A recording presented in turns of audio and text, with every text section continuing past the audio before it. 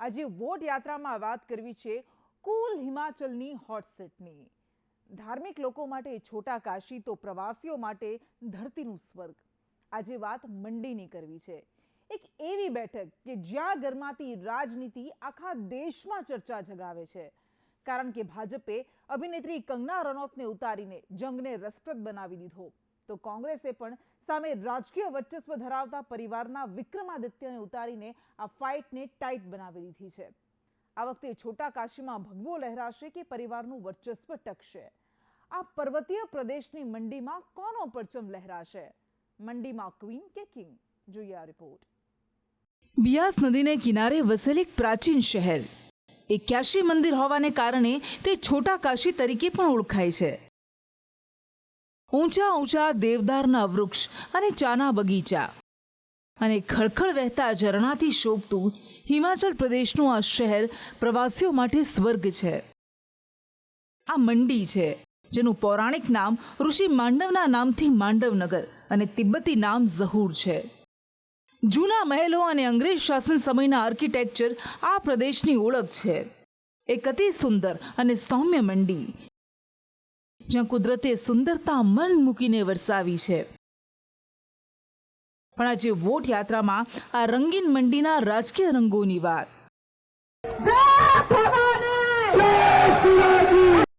400 पार का संकल्प है और हम कड़ी मेहनत करके मोदी जी का ये संकल्प पूरा करेंगे। जय श्री राम। ये लड़ाई किसी पर्सनालिटी के साथ नहीं है, मैं बिल्कुल साफ कह रहा हूँ। ये लड़ाई मंडी के अस्तित्व की है। લોકસભા ચૂંટણીના રંગો આખા દેશમાં જામ્યા છે। ચૂંટણીની અડધી સફર પૂરી થઈ ચૂકી છે, પણ મંડી જ્યાં મતદાન ભલે છેલ્લા તબક્કામાં 1 જૂને થવાનું હોય, પરંતુ શરૂઆતથી જ આ બેઠક ચર્ચામાં રહી અને તેની પાછળનું કારણ છે આ બેઠક પરથી લડી રહેલ ઉમેદવારો અને તેના પર શબ્દોથી ઉઠતા વિવાદો, સામસામા આક્ષેપ પ્રત્યાક્ષેપો, જેથી મુકાબલો અતિ દિલચસ્પ થઈ ગયો છે। આ વખતે મંડી પર સૌ કોઈની નજર મંડરાયેલી છે, કારણ કે અહીં મુકાબલો કિંગ વર્સિસ ક્વીનનો છે। ભાજપે સિનેમાના પડદાથી પ્રખ્યાત અભિનેત્રી અને મૂળ મંડીની કંગના રનૌતને મંડી બેઠકથી મેદાને ઉતારતા જ આ બેઠક ચર્ચાના કેન્દ્રમાં આવી।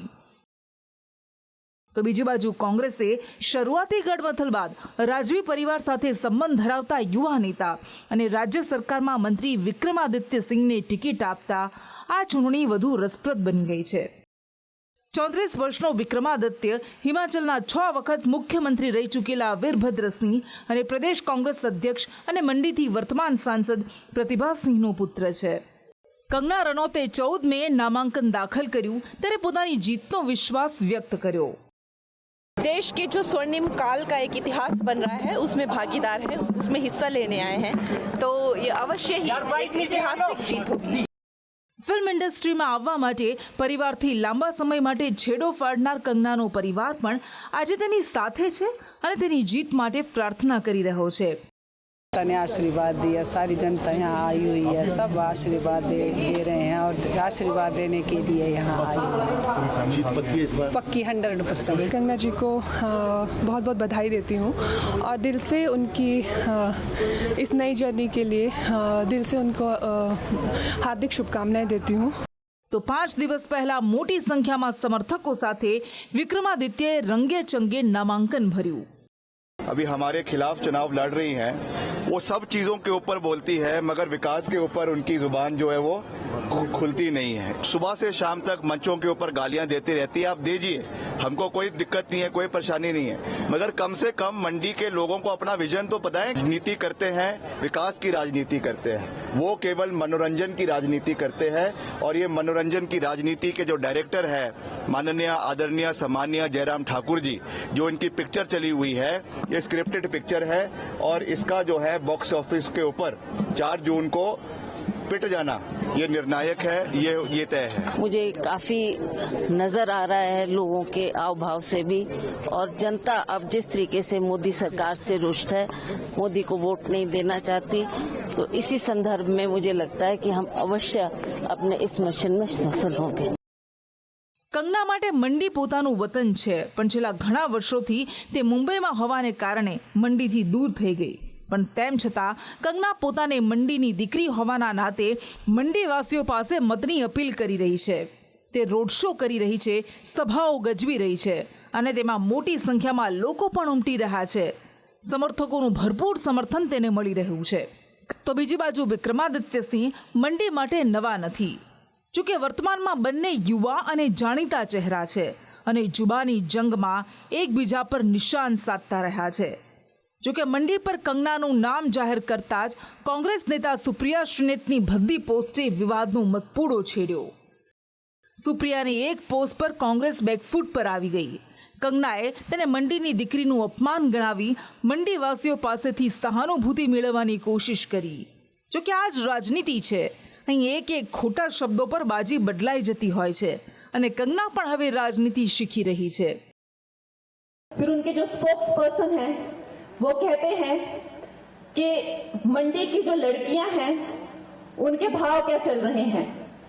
इस तरह की नीच और अभद्र बातें सुन के किसका दिल नहीं घबरा जाएगा. वो मंडी जिसका नाम ऋषि मांडव के नाम पर रखा गया है, वो मंडी जहां पे पराशर ऋषि ने इतनी तपस्या की, वो मंडी जहां शिवरात्रि का सबसे बड़ा मेला होता है, इस मंडी की बहन बेटियों के बारे में इस तरह की सोच रखना कितनी नीचता की बात है. એક ટિપ્પણી કોંગ્રેસને ભારે પડી ગઈ અને તેને લઈને ભાજપે કોંગ્રેસ પર આકરા પ્રહાર કર્યા.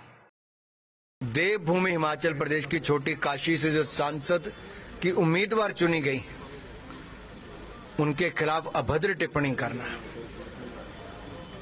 ये अपने आप में दिखाता है कि महिला होकर भी उन्होंने महिला का कैसे अपमान किया है.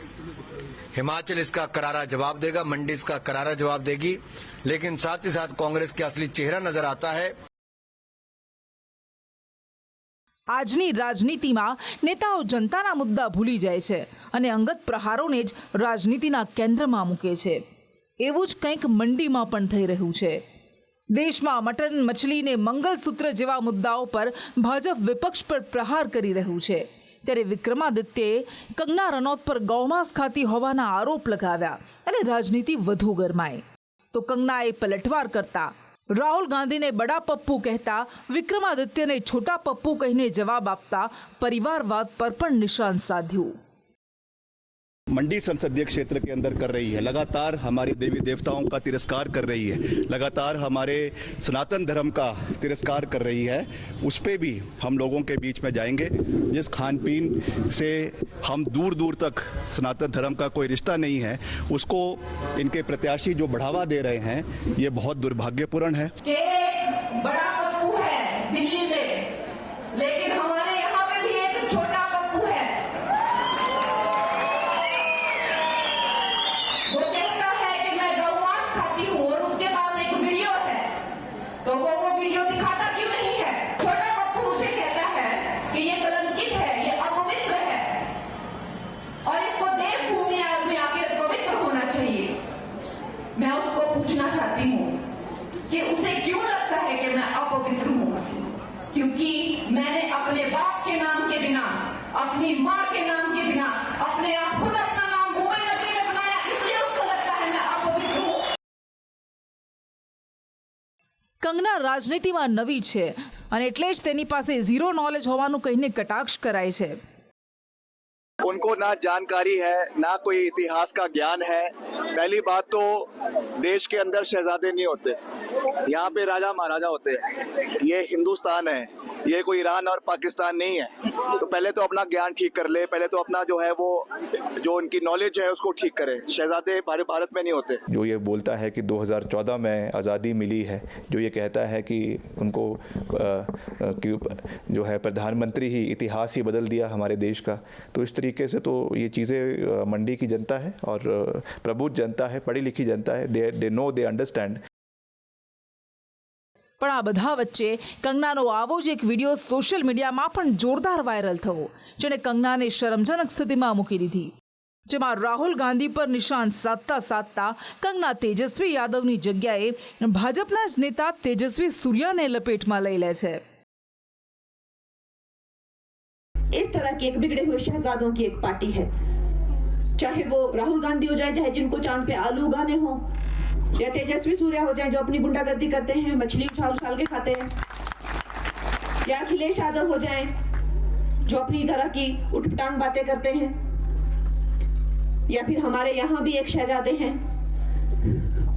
जिनको अभी भारत में कोई जानता नहीं था, सिर्फ हिमाचल प्रदेश में जानते थे, लेकिन अब उन्होंने कुछ ऐसी टिप्पणियां की हैं कि ये महिला जो है अपवित्र है, जबकि मैं पद्मश्री अवार्ड से मुझे हाईएस्ट सिविलियन ऑनर मिला हुआ है। और तब भी उन्होंने मुझे कहा कि ये अपवित्र है, इसको यहाँ से चले जाना चाहिए। ये हमारे लिए चिंतनीय बात है, निंदनीय बात है।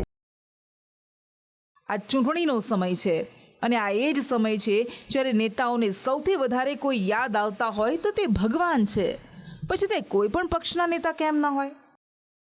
મંડીનું અતિ પ્રાચીન મંદિર ભૂતનાથ મંદિર પણ તેની ઓળખ છે અને કંગનાએ આ મંદિરની પૂજા અર્ચના કરી, જીત માટે કામના કરી, મહંત સાથે વાતો કરી, ભજન કીર્તન કરતા અહીંનો પરંપરાગત પહરી ડાન્સ પણ કર્યો। કંગનાને જીતાડવા આખી બીજેપી મશીનરી સક્રિય થઈ ગઈ છે, પણ ક્વીન વર્સિસ કિંગની આ લડાઈમાં બંને પાસેની સંપત્તિના આંકડા પણ સામે આવ્યા।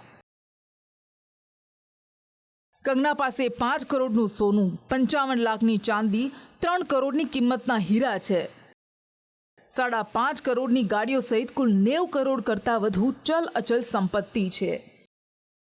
જ્યારે હિમાચલની કેબિનેટમાં સૌથી અમીર મંત્રી વિક્રમાદિત્ય 96 કરોડ સંપત્તિનો માલિક છે,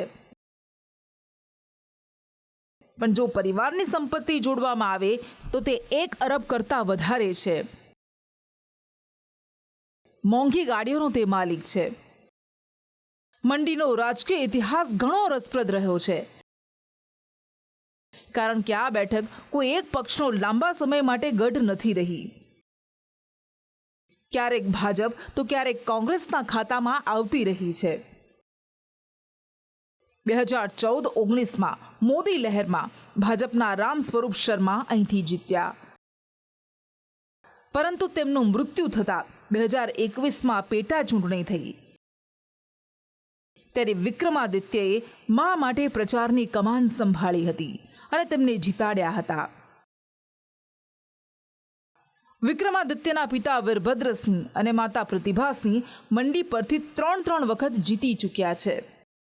હિમાચલ પ્રદેશમાં હાલ કોંગ્રેસની સરકાર છે, પરંતુ છેલ્લી 2 લોકસભા ચૂંટણીઓમાં પ્રધાનમંત્રી નરેન્દ્ર મોદીના નામે ભારતીય જનતા પાર્ટીએ પણ હિમાચલ પ્રદેશમાં મોટી જીત હાંસલ કરી છે। આ વખતે વર્તમાન રાજકીય સ્થિતિ અને સમીકરણોને જોતા ભલે કોંગ્રેસનું પલડું ભારે લાગી રહ્યું હોય, પણ ભાજપના ઉમેદવાર પણ ભૂતકાળમાં ઐતિહાસિક જીત હાંસલ કરી ચૂક્યા છે અને એટલે જ આ વખતે પુનરાવર્તન થશે કે પરિવર્તન, તેના પર સૌ કોઈની નજર છે। મંડીની જનતા કોને મંડીથી જીતાડીને સંસદમાં મોકલે છે તે જોવું દિલચસ્પ રહેશે, કારણ કે બંને પક્ષે હાઈ પ્રોફાઇલ ચહેરા છે। સ્પેશિયલ રિપોર્ટ, સંદેશ ન્યૂઝ।